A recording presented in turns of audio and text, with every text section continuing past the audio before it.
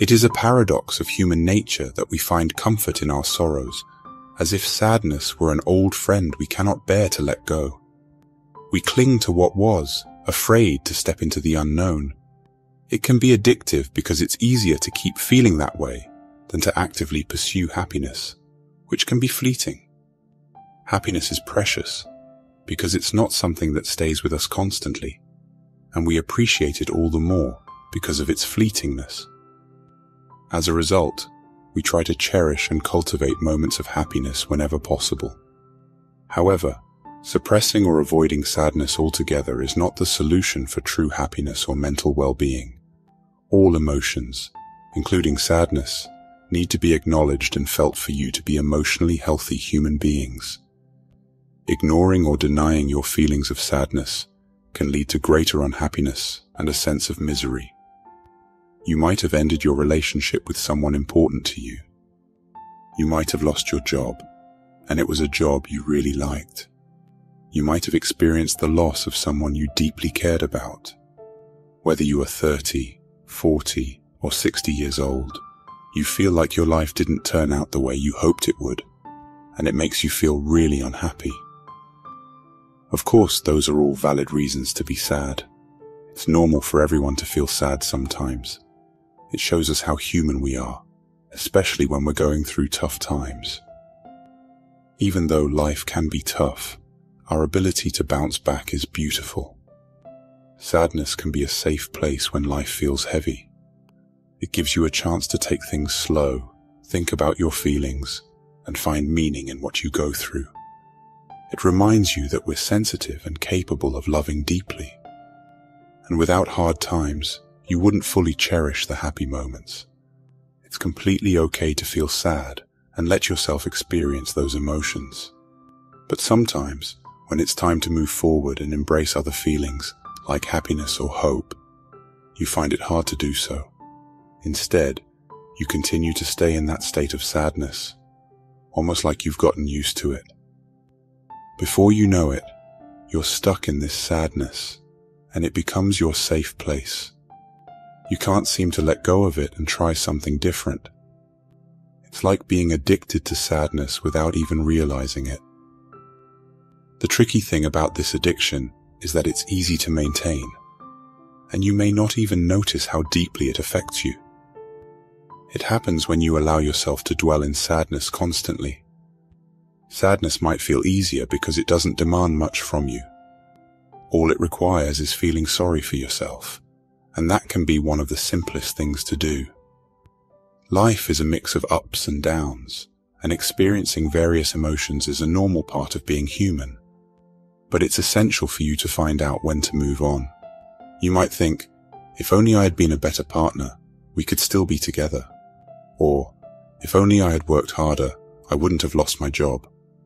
These if-only thoughts can be painful and might lead you to blame yourself for the way things turned out. Or you might think that if you were still together, you wouldn't feel so sad. Or if you hadn't been fired, you'd feel more hopeful about the future. And you keep feeling miserable because it's much easier to indulge in self-pity than to remind yourself to move on. While everyone has their reasons for feeling sad, not everyone stays stuck in that sadness and complains. But you might find yourself in that situation because you've become addicted to the comfort of sadness. It feels familiar, and it doesn't require much effort from you. Happiness, however, asks for more from you. It pushes you to step out of your comfort zone, to strive for personal growth, and to explore different paths when your initial plans don't work out. Osho once said, "Sadness gives depth, happiness gives height." Happiness is like reaching a peak on a mountain, and it does take effort to climb up there. But after that happiness peak, there may be moments of sadness or challenging times, similar to descending into a valley. The fear of experiencing sadness or disappointment after being happy might make you hesitant to even try to climb towards happiness in the first place. It can be tempting to stay in the familiar sadness because you know what to expect, and there's a sense of comfort in that. However, it's essential to remember that life is a journey with ups and downs. while sadness is a natural part of life. It's about finding a balance and being open to the different emotions life brings, even if it means taking some risks and facing challenges along the way. It's not always a drastic shift from happiness to sadness. You can find a middle ground of contentment, but achieving contentment requires effort and active work on your part.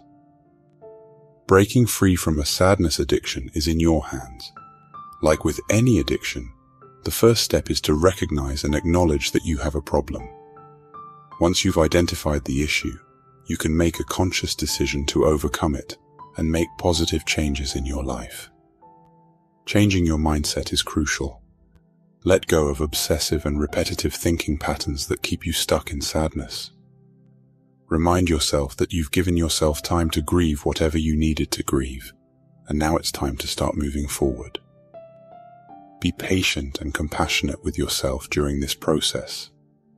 Healing takes time, but by actively working on it, you can gradually let go of the addiction to sadness and embrace contentment and happiness in your life.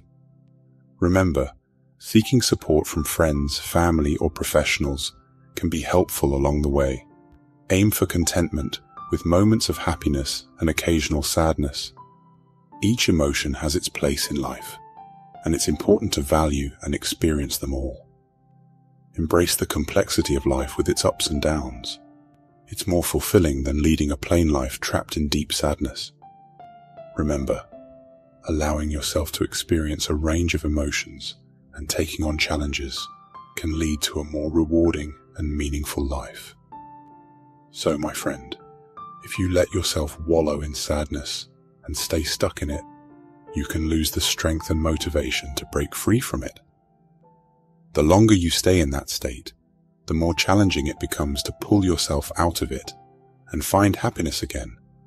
So, it's important to acknowledge your emotions, process them, and then take positive steps towards healing and moving forward. If you find this message meaningful and believe it could help someone else, please feel free to share it with them too. Thank you for listening. Wishing you a wonderful and beautiful time ahead.